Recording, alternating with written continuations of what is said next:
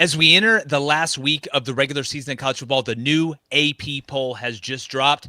And boy, we got some things to dive into here at Crain and Company. And yes, it does matter because I don't know if you looked at the college football playoff rankings last week, but it sure as hell looked a lot like the AP poll, at least in my opinion. I think in the two opinions of my compadres over here, that's Mexican for friend. David Cohn, former Michigan quarterback, Blaine Crain, former Western State, Colorado wide receiver.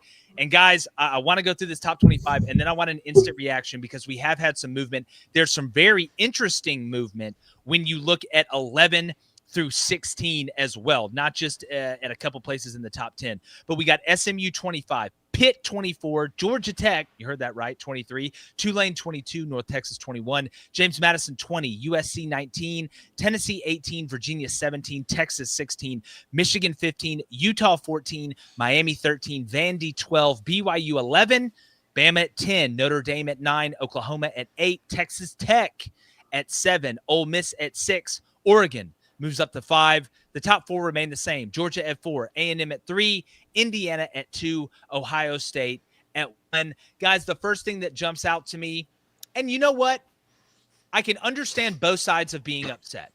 I can understand the Texas Tech and Ole Miss fans being upset because they were both off and Oregon jumps them. But I can also understand Oregon jumping them because of their win over USC when you look at both body of works at the end of the day. Now, me personally, I don't think you should get jumped when we have equal parts and records when two teams or one team has a bye.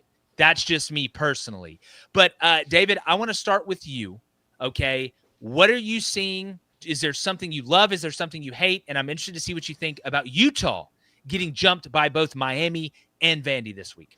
Yeah, well, let's just remember this is the AP poll, so this doesn't have any bearing on how the college football playoff the committee will play out. But let's just remember last week the committee's rankings look very similar to the AP poll. So how much are they being influenced by this is a question that I have. I think we'll get an answer on that tomorrow night to see if they do similar things, because this is the first time here where we've seen some bigger jumps.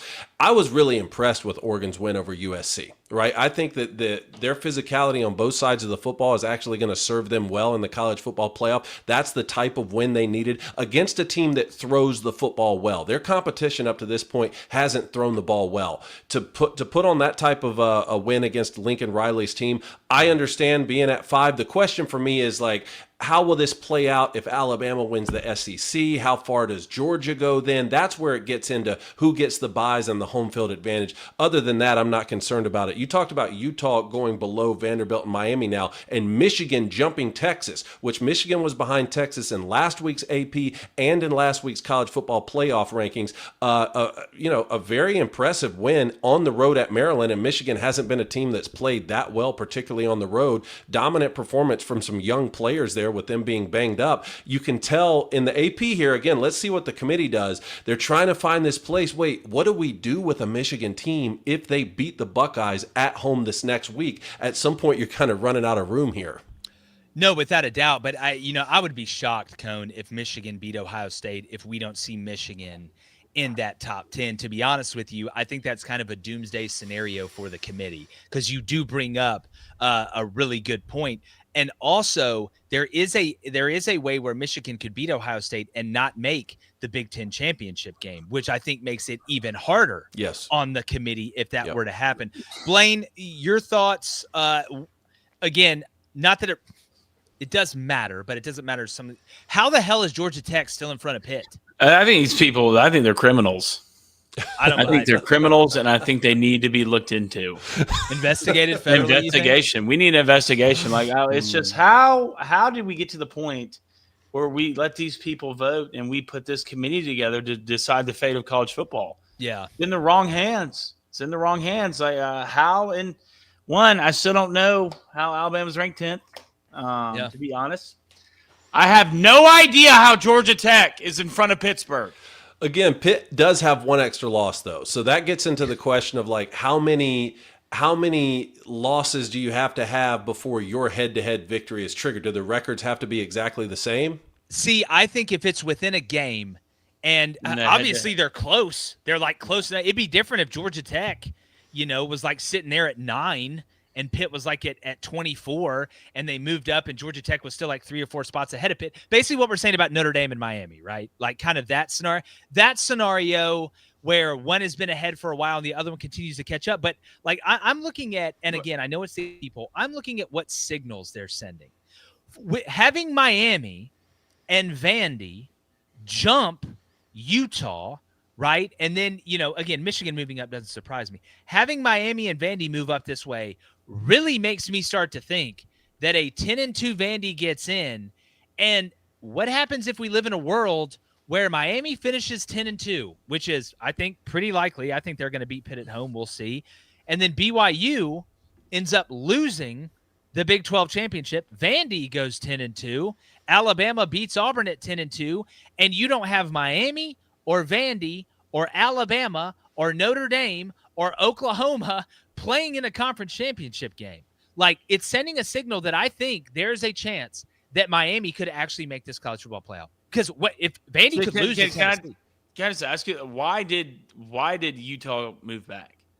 I don't have a great answer. Can someone give me a reason? I don't have a great answer. That begs the question: did they move back, or did Miami and Vanderbilt move up? I mean, why would Miami or Vanderbilt move up? Well, I mean, look, Vanderbilt stomped Kentucky last night. I mean, again, like, how much is the committee and how much are they taking into account the way that Utah was losing against Kansas State? I wonder how many of them actually finished watching that game to see Utah come back and win. I mean, Miami was up 10 points in the fourth quarter against Virginia Tech. And I do want to make sure when we say, Auburn like, was losing to Mercer at one point, and they won by 50. So how is that the same? I said in the fourth quarter. Oh, I thought you said in the first quarter. Yeah. No, you said fourth. I do want to make this point, though, so there's no confusion. Miami was at 13 last week. What we're saying is they jumped Utah. Utah was at 12. Utah fell from 12 to 14. Miami stayed at 13. Vandy jumped both of them. Vandy jumped Miami and Utah after giving Kentucky the ass beating of a lifetime yesterday. So Vandy moved up in the numbers. Miami just moved up ahead of a team that was ahead of them but stayed at 13. So it was more of an indictment on Utah, and it was more of a I guess positive thing, obviously a positive thing for Vandy. But I tell you what's interesting, doesn't it feel like there's like some ceilings that have been hit? Like BYU went on the road and beat Cincinnati, which is a quality win even to this point. They stay at 11. You feel like they've kind of hit a ceiling then, right? Like BYU is not going to move up any higher unless you were to have Alabama to lose, which could happen. Notre Dame's not going to lose. Oklahoma hosts LSU. I don't see them losing. Do we feel like there's been a ceiling that's been hit here? For which team in particular, Jay? I like BYU. Do we feel like and then Bama? Like, if Bama beats Auburn and Notre Dame wins, they're not going to jump Notre Dame. Yeah, I mean, a ceiling as far as the regular season's concerned, but Alabama still has a chance to get into the SEC championship game, at which point, that's what I was bringing up earlier. I mean, if you win that, we've always said, how in the world can an SEC champ not be one of the top 4 teams who gets a bye? Well, look at Alabama right now at 10. I mean, you're just going to have like unilateral movement because, hey, okay, well, they beat Georgia twice in a year, or they beat Texas A&M or whoever they end up playing, and just jump a bunch of teams, at which point they'd be jumping an Oklahoma team who has the head-to-head over them, right? Yeah, and so that's 5 ranked wins. That's the kind of movement. Now, BYU winning, I mean, that just opens up a whole different scenario, because you will have avenged the one loss you have on the season against Texas Tech. No, 100%. That's why it's just so fascinating to me to see the way that they have ordered, 5 through 10, especially there on the back end. But quickly, kind of before we get to some of these games that have happened, where the AP, I think the biggest difference in where we're seeing the AP in the college football playoff rankings that come out on Tuesday is for the group of 5. I mean, we saw in the college football playoff rankings, Tulane is the highest ranked group of 5, and that's the one that matters the most. But in this one, and it's been consistent this way, you have James Madison and North Texas both ahead of a Tulane team that is leading in the college football playoff rankings. Blaine, do you agree with that, or do you just agree with James Madison being ahead, or do you agree with the college football playoff rankings? I would probably put JMU there, to be honest. I think if you watch JMU play this year, I believe they'll have one loss, and it's at Louisville by 14. Which that's looking worse the longer this goes. True, but you said it yourself. Louisville was out there, quarterback and starting 2 running backs against whoever they got killed. SMU, I believe SMU. I'm fine with it. I really don't mind it that much. I mean, can you sit here and say you know who the best Group of 5 team is? I'm just more interested, David, that North Texas, with what they're doing, is not number 1 in the college football playoff rankings. I agree with that. In terms of who's the best G5 team, I tell you, it's not Georgia Southern. That's what I witnessed yesterday. Yeah, you saw that. Goodness. You saw that murdered live and in person. Yeah, North Texas, man, can score a bunch of points. I think North Texas could be dangerous. Again, it's just a fundamental problem. We have too many teams vying for 1 championship and too many teams vying for too few spots, even in a top 25. Forget a 12-team college football playoff. But that's not on us. We didn't create the system. We're not the ones who gave the G5 an automatic bid. So we just got to do the best we can here in identifying a team to go and represent the Group of 5 and make the college football playoff. Yeah. Again, James Madison storming back to beat Washington State. An impressive win when it looked like you were going to lose there in the second half. And North Texas, I think, is still going to have a chance to play in their conference championship game against Tulane, right? That's what we're heading toward, it feels like. And to your point about the rankings, look, we can't control it. We just got to make chicken salad out of lemons. So that's what we're trying to do. Anything else? Anything else in the AP poll? We want to know in the comments, what do you think about any of it, any of the top 25? Y'all got anything else before we move on to some of the games that happened yesterday that we need to talk about that have a big effect on us moving forward? I mean, 23, 24, and 25, Georgia Tech, Pitt, and SMU all still have a shot to make the ACC championship game. And if you're in your conference championship game, you could win it. And if you win it, you get an automatic berth. So again, that scenario playing out in the ACC, BYU potentially in a rematch against Texas Tech and winning. What's going to happen there? Michigan is going to be hosting the Buckeyes. That would give them a win over the number 1 team in the country. Let's say they don't make it to the Big Ten championship game because Oregon beats Washington and goes on and plays Illinois. What do you do in that scenario? Obviously, Vanderbilt could beat Tennessee and Neyland this weekend. There's another 10-2. If Utah wins, at some point there's just too many teams to make the playoff. Yeah, and that's what is going to make it interesting coming down here at the stretch. You talked about 23, 24, and 25. We have a full ACC tiebreaker scenario breakdown like we did on the SEC that's coming out a little bit later on in the week. You want to make sure and check that out because it is absolutely crazy. I felt like, what is it, Charlie from Always Sunny in Philadelphia, connecting the strings on the board, trying to figure out what has to happen. Like if it's a crescent moon, then SMU has a chance. Just a bunch of crazy stuff. But Blaine, you have anything before we move on? Because I want to talk about this USC. No, not really. These people are criminals and they need to be investigated. Okay, I think we can all agree on that. Great points. Very salient. All right, guys. One of the biggest games, or the biggest game of yesterday, I think you can make the argument. Oregon takes down USC 42-27. Massive win for Oregon. They move on to 10-1, 7-1 in the Big Ten. USC out of the college football playoff picture now falls to 8-3, 6-2. And to me, at the end of the day, not to oversimplify it, but I think you can really whittle this game down to one thing. I think it was physicality. Now, USC was able to do some things in the passing game down the field.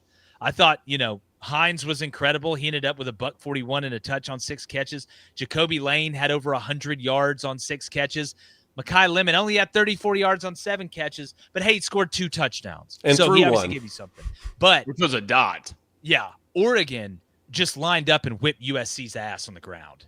I mean, Noah Whittington, who, by the way, is a bucket carrying the ball, and he came over with his coach. I believe the guy was from Western Kentucky. And came over as the running backs coach and brought him. He had 140 yards on 19 carries and a touchdown. Jordan Davison had 50 yards on 13 carries and a touchdown. Hill Jr. had 28 yards on only 4 carries. And Oregon overall rushed for 180 yards on 41 carries. And when you measure that compared to USC, guys, USC had 52 yards on 28 carries. That's less than 2 yards a carry. King Miller had 30 yards on 15 carries. Oregon won up front. They won the football game, and that was why, in my opinion. Coach, you saw the difference between Lincoln Riley and Dan Lanning. You saw the difference, right? Lincoln, the physicality doesn't come with Lincoln Riley. It's the reason he basically got pushed out of Oklahoma. They can put up points, but they can't stop anybody. Look, I know you're out your both safeties. I understand that. Oregon was out their two best receivers and a running back. Oregon wasn't even fully equipped. But what you get with Dan Lanning, which was the big question to me, because you go back and look against last year, against playoff teams, they did not play well. This is the defense I expect from Dan Lanning. Physicality, look, if you beat us in some one-on-one balls over the top, I'll tip my cap and we'll go about our day. But you're damn sure not going to beat us between the tackles, right? And they did not do it, and that is a difference. And again, Lincoln Riley, Mr. just can't get it done. He just can't get it done. He'll go win 9 games. He'll go win 10 games maybe 1 year, but he won't win anything that matters. He hadn't done it in a long time. But I'm telling you, Oregon is becoming more and more dangerous. If they play like this on defense and they get healthy on offense and Dante Moore keeps playing this composed, right, Oregon will have a chance to win a national championship. Well, Cone, I do want to say, I thought both quarterbacks played pretty well. I know Maava turned the ball over twice, but they couldn't run the ball. Like, he was out there basically having to be Batman and Robin, and that's really tough to do against a Dan Lanning coach team and the type of athletes that Oregon has running around on defense. Then I thought Dante Moore was incredibly efficient. I mean, he was 22 of 30, 257 yards, had 2 touchdowns, had that one pick that kind of kept USC in it. But I want to stick on the Lincoln Riley point because I don't want to hear any more of the excuses. And listen, I actually like Lincoln Riley. I think Lincoln Riley's a really good dude. If you watch that interview before the game, he was talking about how fortunate he was to be in the position as a younger coach and get elevated, and he probably got elevated too early. I actually root for him to succeed. But how many times do we have to watch the same movie? Like, how many times? How many times? I know Bruce Willis is a ghost in The Sixth Sense. And I know that Lincoln Riley, his teams just can't match the physicality. And I don't want to hear anything about, we're still building. That's bullshit. They're still building hotels in downtown New York. That not you've been at USC for too long, bro. For too long. And we got the transfer portal. At the end of the day, he is an almost candidate. He's the most almost candidate that we've ever seen. And he's made the playoff before. We know we've seen him almost win in the playoff to get a chance to win a national championship game. Just at this point, is this who Lincoln Riley is and who he will always be? Well, I think it's a little bit of an oversimplification to say that this USC team this year hasn't been physical at all, because I've seen them be dominant on both sides of the football. I think that what has happened is the last few years, the Lincoln Riley teams that you guys are describing have set the bar so low that when you watch a performance this year, like against Iowa or against Michigan, you say, oh, yes, that's how it's supposed to look, and they just can't replicate it every single game, then that's where it's a little bit of a Dr. Jekyll and Mr. Hyde. And also, let's be honest, like, this team just hasn't performed as well on the road as they have at home. I mean, if you go back and watch the way that they beat Michigan, it wasn't just this, we got a Heisman Trophy winning quarterback and we're just going to score a bunch of points and we're going to give up a lot of rushing yards, but we're going to find a way to win at home. They dominated that team on both sides of the ball. Again, you're just up against Dan Lanning, who's already steps ahead of you in his building process, and particularly when physicality is the name of his game, and you just can't, figure out a way to beat this team when you're playing in Eugene. But again, I come away from this game just holding Oregon in that much higher of a regard, because there's, we've been back and forth on, man, like, who have they played? And after the impressive win in overtime against Penn State in the whiteout, Penn State falls off a cliff, fires James Franklin. They lose by 10 to Indiana in Eugene. Like, who is this team? I actually came away more impressed with Oregon. I think this was a good victory for them late in the season like this. Yeah, and again, I no part of me thinks Lincoln Riley is a bad coach. I want to make sure that is known, but I don't think he is as elite as a lot of people have made him out to be. I think as a play caller, he is, but as an overall culture builder and things like that. And the reason is physicality travels. That's what travels. Yeah, his physicality does not travel. You say, Jake, give me an example. Illinois, game you lost on the road, gave up $180 rushing. They were able to do what they wanted. Now, you ran for 126, so it wasn't that bad, but you got out physical. Now, you played Michigan at home, looked great, incredibly physical. But then what happens? You go to Notre Dame, and I know Jeremiah loves a beast, but they roll up 306 on 44 carries on you. Yeah. You rush for 68. Let's keep looking at it. You come back, you play Iowa at home. You show good physicality. That's great. That's awesome. You go to Oregon and you get absolutely smushed. The physicality for them does not travel, which means that you are not physical all or most of the time. And maybe one of the, I would say, most egregious examples of this is look at USC going on the road to play a 6-3 team defensively. You gave up 170 yards to Nebraska's Emmett Johnson on almost 30 carries. And here's the thing, outside of the first round in the college football playoff, you don't play home games for championships. That's where I think the difference is in Lincoln Riley. And it was the same thing at Oklahoma. It's been the same thing at USC. His physicality does not travel. And when you travel, it's the physicality that makes the defense when you're going into somebody else's cave and trying to take their torches and cut up salted meats and stuff like that. That was kind of my point on Lincoln Riley, but he's still a damn good football coach. I think he needs to go to the NFL. That's what I think. I think he needs to be an NFL guy. But to your point, Coney, and I want to make sure this doesn't get lost because you're exactly right. This was more about Oregon than it was USC, I think. Blaine, at the end of the day, the physicality hasn't traveled. I think Lincoln Riley ends up going to the NFL, I think, eventually. Yeah, he's got NFL OC written all over him, doesn't he? For sure. I mean, it says it's more about Oregon to me, though. I agree with David. I mean, you go back to the same thing. I mean, could you put Lane Kiffin in the same boat? I mean, in a way, I mean, yes, but you know, I think they've gone on the road and really acquitted themselves well. I mean, they beat Oklahoma on the road. They almost beat Georgia. Maybe this year's a little bit different, right? But from a defensive standpoint, right? Yeah, I think last year Lane's defense, I thought their defense was better than the offense. Yeah, so I mean, you've seen Lane Kiffin make a turn, make a change. Are we going to see that on Lincoln Riley? Look, you might be a great guy. You might walk old ladies down the street. You might help people pack groceries. That's great. But at the end of the day, coaching is a what? Results-based business. And, buddy, you are making a lot of money, lot of money to go win a national championship at USC. I just think some guys are head coaches and some guys are coordinators, right? And you saw what a head coach looks like. He's up there in Eugene, right, coaching that football team. Then you saw what a coordinator looks like, who's the head coach at USC. Well, and I want to move on to talk about Oregon in the college football playoff because I think they're already in. I think they could lose to Washington and still be in. But how dangerous, and, you know, David, we've watched this team all year. We've watched this team grow. We've watched Dante Moore grow. We know, obviously, they had that loss to Indiana, but they've been able to bounce back since then. How dangerous, you kind of alluded to it a little bit earlier, but where do you put Oregon in the pecking order right now? Like, are they as dangerous as the Texas A&M? Are they as dangerous as you know, an Ohio State at the end of the day if they play their best ball?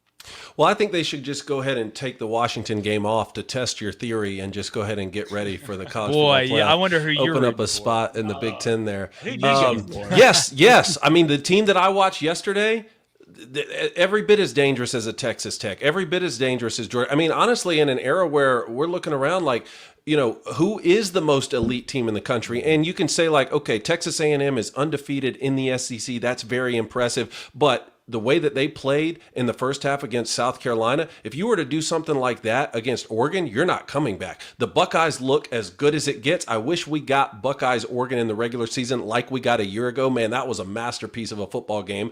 I guess there's possibly maybe a scenario where that could happen in the Big Ten championship game. We're going to do one of our tiebreaker scenarios for that conference as well. But we might get that in the college football playoff, and that'd be a heck of a matchup. I mean, you could say Oregon could win that game for sure. So, well, we saw it last year. Yeah, I know. And then the payback in the Rose Bowl. So look, I think this team is very dangerous, and they're playing great football at the right time. Blaine, again, you know, we kind of feel like there hasn't been like that many tiers at the top of college football. You feel like Oregon is starting to crack into that top tier, right? Because there's been talk about the schedule. Dan Lanning came out. He did the political thing of gassing up their schedule, which, you know, again, if you look at it, it's not like it's murderer's row here and throwing shade at the SEC, which I get. That's what you got to do in this position. But where do you put Oregon in that same tier as some of the top? Or are they kind of in that just below still with, let's say you're Texas Tech and Ole Miss? Who are we considering in the top tier? Well, I think right now we're entering the last week of the season. I think we got to say Ohio State, Indiana, and Texas A&M, all the undefeated teams, are the top tier. Well, I'm pretty sure. Did Oregon go wire to wire against Indiana? Well, they lost by 10 at home. Yeah, they lost by double digits at home. Yeah. My thing is like, and again, not saying these teams could win a national championship, but I do feel like there is a split. The top 3 undefeateds. Then you have your Georgia, your Oregon, your Ole Miss, your Texas Tech, your Oklahoma, your Notre Dame, your Bama. Like, it's which one will be able to break out from that group? And it looks like Oregon is kind of trending in the right direction. Yeah, I think Oregon, and a fully healthy Oregon, I brought this up earlier, they were not fully healthy against USC. And haven't been. Yeah, so a fully healthy Oregon, I think, can line up with anybody on any given Saturday, no matter where the game is, and have a chance to win that football game, no matter if it's Ohio State, Indiana, Texas A&M, Texas Tech, Alabama. I think Oregon is that good. And the big thing I pointed out is the defense, right? If the defense can come along and play like a Dan Lanning coach defense against really elite opponents, then you can see Oregon take that next step. And look, you can say a lot about USC. They might not be phenomenal on defense, but damn it, Lincoln Riley can coach a quarterback and get receivers out there and put an offensive line together. So I think Oregon, you have to put them in that top tier. If not, they'd be the first team out. Okay. I think you make some solid points there. All right, I want to move on to another game. Speaking of defense, Oklahoma in a must-win. They have 2 losses. They win the next 2, they're in the college football playoff. Just look where they're at in the college football playoff rankings. They survived Missouri because of a late blossoming offensive second quarter. They beat them 17-6. There's only 3 points scored in the second half of this game. We know Oklahoma's defense is the straw that stirs the drink. Everybody knows that. And, guys, they're down our Mason Thomas. Talk about Oregon not being healthy in the backfield. This Oklahoma defense held Ahmad Hardy to 57 yards on 17 carries. Jamal Roberts, 14 yards on 10 carries. Missouri averaged 2 yards a carry. They had 70 yards on 35 carries. That is amazing with how talented this Missouri team is at running the ball. If I would have told you that Oklahoma would have outrushed Missouri by 60 yards, or excuse me, by 30 yards, I think they'd have called the cops on me when I said it. But I think what a lot of Oklahoma fans are asking, they need to be asking, how long can you be a unbalanced football team and win the games in the college football playoff? Mateer was not good yesterday. You hit the big slant to Satania. All right, that was a home run, but it was the block field goal that set it up. Mateer ends up 14-30, 173 yards, 2 touchdowns. I mean, he was your leading rusher, but it just does not look good on off. Like it seems like they're so far away, David, on offense. It just seems they're so far away. Yeah, you used the correct word, unbalanced. And look, I've played on some football teams just like this, and if you're going to be unbalanced and one unit is going to be that far superior, then let it be the defensive unit. And you've seen exactly why with this Oklahoma team, because that traveled into Neyland, that traveled into Bryant-Denny, and now you have a win over Missouri. Again, if you don't lose the turnover battle 3-0, I think Red River would get really interesting. But again, that was a very impressive win for Texas. Yeah, everything looks hard on offense, but they still have this big play potential. So while they don't look efficient and everything does look difficult, all of a sudden Satania will hit you for an 87-yard touchdown. And so that is the threat. The question is, what happens when you find yourself up against a team who can match your physicality on defense, but they are more efficient on offense? That's a question for the college football playoff that I think Oklahoma's going to have to deal with. Yeah, and Blaine, I mean, I'm just trying to think. You feel like at this point in the season, Oklahoma is who they are as a team. But if you're Ben Arbuckle, if you're Brent Venables as the head coach saying, hey, how can we – I mean, their defense was on the field the whole first half. It's what makes it even more impressive. Like, their defense is on the field, it seems like, all game in every single game. And it's great to hit home runs, but when you hit them early in drives and then you're 3-and-out, how long can this defense hold up? Because you're about to – Bo Prabula can't throw the ball down the field consistently enough to scare you. He can't. I mean, he was 20-36 for 231, threw it to you twice. Missouri was pretty much one-dimensional on offense. I know late they hit a couple plays down the field, but by that point it was, they were just swimming upstream. I don't know what to make of how far this Oklahoma team can go, and I hate to say it, but I don't think it's – if I'm a group of 5 team, as crazy as this sounds, is the best chance for you to win a playoff game maybe getting Oklahoma? No. Okay. I don't think so. I mean, I'd rather play BYU than Oklahoma right now. I can understand that, which BYU is – again, I know the schedules are different. Oklahoma has 5 ranked wins. I'm not trying to downgrade them, but it's just – I gotta just feel like they have so far to go. It's just weird because they're just finding ways to win, though. Yeah, which is great. Like, they really are. Like, I will say this: Missouri's defense is pretty damn good, guys. They are, but let's not act like they got some NFL talent running around. But it's so weird that Arbuckle comes over and you get your quarterback, and it's still so clunky. Like it just does. They're still using heavy water, right? There's an Oppenheimer reference. You want to go back and look at that. But at the end of the day, they're finding ways to win, right? You go back to the Alabama game. Look, Ty Simpson can beat you through the pocket for sure. Find a way to turn him over. Pick 6. Tennessee game dropped 33 points. What worries me is when you're going to play against a team that can do both well. Right? They can run it well, and they can throw it well. A la who? Ole Miss. Right? You're going to run into a team in the playoff that can do both well, and then that defense is going to have to bend a little bit, and they're going to be on the field the entire game because your offense isn't picking up first downs. Then we get into a weird conversation. But the Oklahoma feels like a team, no matter what it is, it's going to be one possession in the fourth. Right? It doesn't matter who it is. They're going to find a way to make it 10 points max walking to a fourth quarter, and that's how good their defense is. I will say, if Oklahoma gets the lead on you, it just feels like you're dead. Like, once Oklahoma got the lead against Missouri, it was like, you're done. Like, that's the right. Can you get ahead early of Oklahoma where they have to play catch up? Because if you get down and Brent's got you right where he wants you, it's like getting caught in the web and you're just waiting for that big ass spider to come get you. Like, it just, that's how this team feels.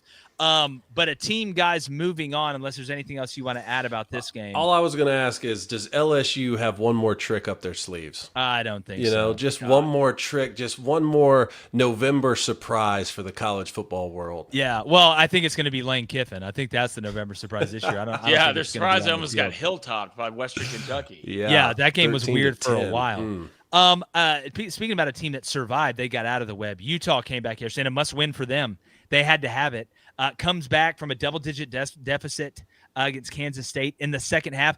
I don't know if I've ever seen a bigger interception return on a 2-point conversion than what we saw yesterday in that game for Utah to keep it a 10-point game.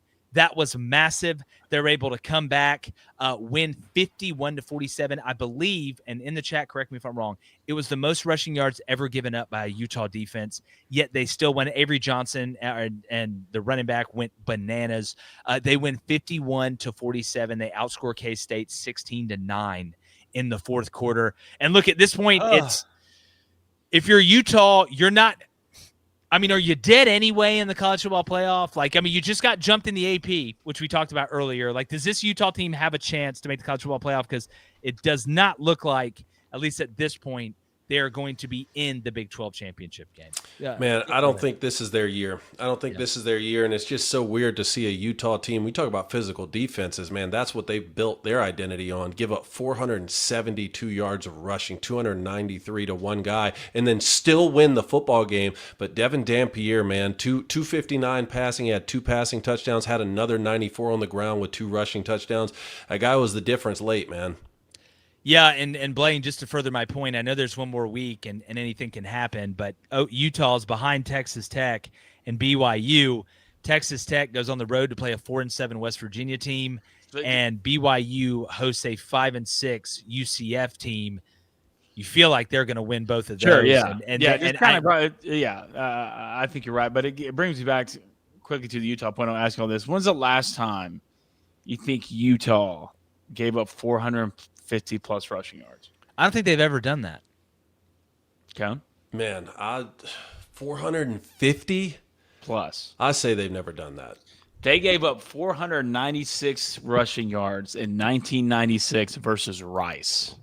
Jesus, really? Who was on that Rice team? 496. Aroni? Wow. They must have ran it every single time, but guys, this is college football. It has to be triple option. Yeah, it has to be triple option. Rice back in the day, they're probably the best team ever. Cooking it up, pun intended. But no, Utah. If you're Utah, I don't think there's a window of you making it in the playoffs. I mean, we'll see with the committee how they're going to value you. It's just weird. Just remember, we did get announced last week when they got a new chair for the committee, who also stepped that playoff committee, the Utah athletic director. So and again, you say that doesn't matter. Just look at North Carolina basketball last year with Bubba Cunningham getting in the NCAA. You want to talk about people being pissed off? Yeah. Woo!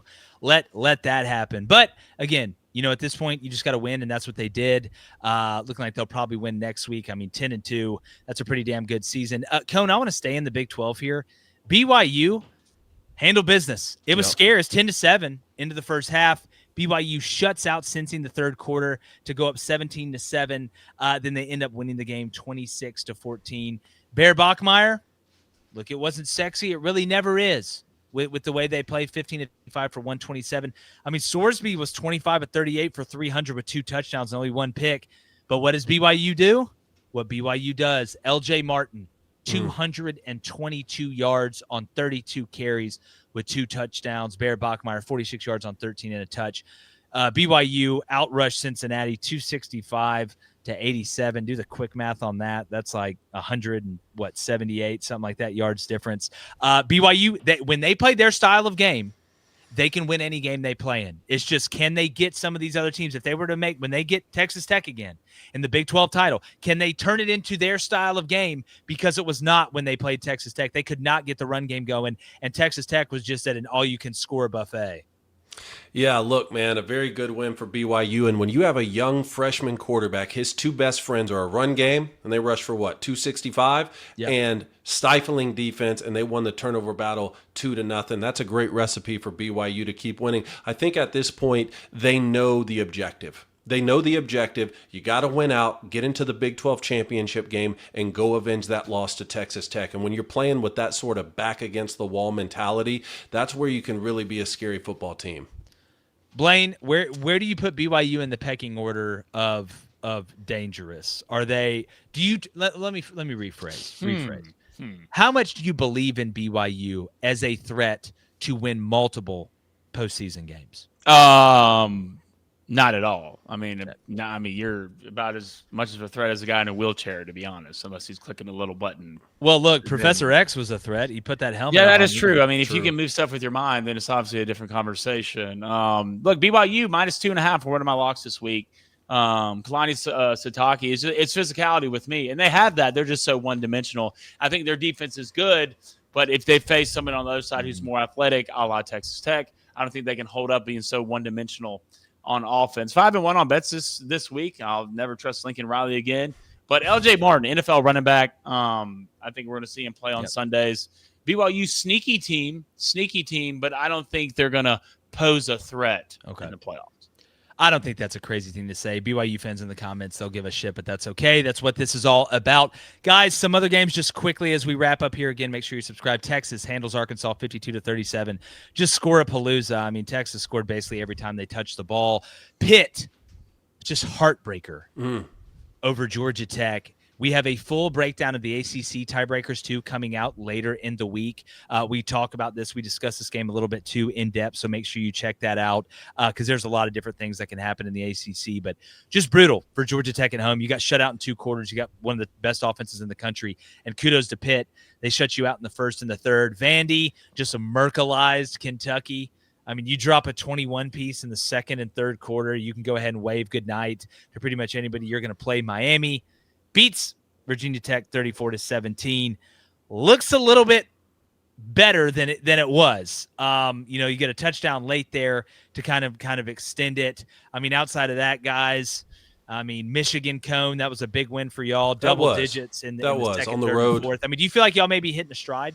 I think so. Again, with all the injuries, you're asking, it was already the youngest team in the Big Ten. Now you've got all these injuries piling up, and guys are responding. That's really great. And again, this team hasn't played well on the road. So to get back-to-back wins like this against Northwestern and against Maryland, both on the road, I think that's setting up well for them to come in and focus on trying to handle business at home in the game this week. Blaine, Florida just got murdered this game was 31-0 at halftime. Yeah. Now, I know Tennessee didn't score a point in the second half, but they didn't need to. They beat Florida 31-11. But hey, we know the situation at Florida. But good on Tennessee, knowing they're pretty much out of everything, going and handling business, jumping on Florida and getting that win. Yeah, I'm surprised Josh Heupel's name hasn't came up more in all these coaching searches. But if you're Florida, they've already kind of packed it in, I think. Yeah. They're just schizophrenic. Which is what I thought. Week in and week out. A couple things I want to point out when it comes to games yesterday. That was Tennessee's first win in the Swamp since 2003, right? 2003. Wow. Yeah. Yep. And it's an ass-kicking, so good for Tennessee. Couple things I want to point out. One, Miami, what a cover. What a cover. What a cover Yeah, at the end of the day. It feels good to be on the other side of that for once. Second thing, Notre Dame, what's your problem? Yeah, man. No, yeah, they like somebody Bro, that's pissed the in one I was somebody's gonna cheer. bring up. What's your problem, Marcus? It was 21-0 before their offense ran a play. I don't Like know if I've never ever seen that. such a thing in my life. 70-7. 21-0. Their offense just chilling on the sidelines. And they beat Syracuse worse than some SEC teams beat Catholic teams this week. It was a basketball score. Yeah. And my last thing, congrats to Wisconsin. Y'all scored 27 points this weekend and beat Illinois. Hey, there you go. Hey, Illinois. look, 27 on the board. The most you scored all year is 42 against Middle Tennessee State. Look, bro, they beat Washington 2 weeks ago too. I'm telling you. Like, and look, it ain't good. I'm not saying like Luke Fickle's balling out here. I don't think Wisconsin, but at least it looks better than it did. A couple of Tulane handled Temple. That's obviously big in the college football playoff rankings as well. Outside of that, guys, I've got nothing else of a consequential nature that happens. It's rivalry week, boys. It's hate week. Hate. Let it flow through you. All right. Make sure you're locked into Crain & Company, almost to 200,000 subs. We got previews out. Go check them. Their deep dives. It's going to be a lot of fun. It's going to be a hell of a weekend. We appreciate you joining us.